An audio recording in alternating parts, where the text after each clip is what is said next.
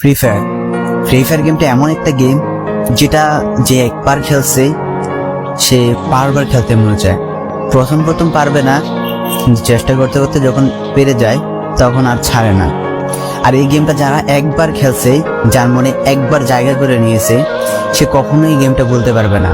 সে যদি একদিন 2 দিন 7 দিনও না খেলে, সে 7 দিন পর আবার ঠিকই এই গেমটার ভিতরে ঢুকবে। কারণ এই গেমটা কখনো কাউকে কষ্ট দেয় না। এই গেমটা সবসময় সবাইকে আনন্দ রাখে। এই গেমটাতে আমি অনেক সময় কাটাইছি, আর এটা আমি কখনো ভুলতে পারবো না। এই গেমটা আমার কাছে এমন একটা গেম যেটা কিনা আমি বলে বোঝাতে পারবো না। অ্যান্ড এই গেমটা শুধু আমার কাছে না, আমি মনে করি যে প্রত্যেকটা ফ্রি ফায়ার প্লেয়ারের কাছে অনেকটা ইমোশনাল টাইপের একটা গেম হয়ে গেছে। কারণ এই গেমটাতে বর্তমানে যে অবস্থা হচ্ছে, যে গেমে এমন আপডেট দিতেছে, আপডেট দেওয়ার কারণে পুরো গেমটাই চেঞ্জ হয়ে যাচ্ছে। আগের ফ্রি ফায়ার আর আগের মতো নেই। তো এই কারণে হয়তো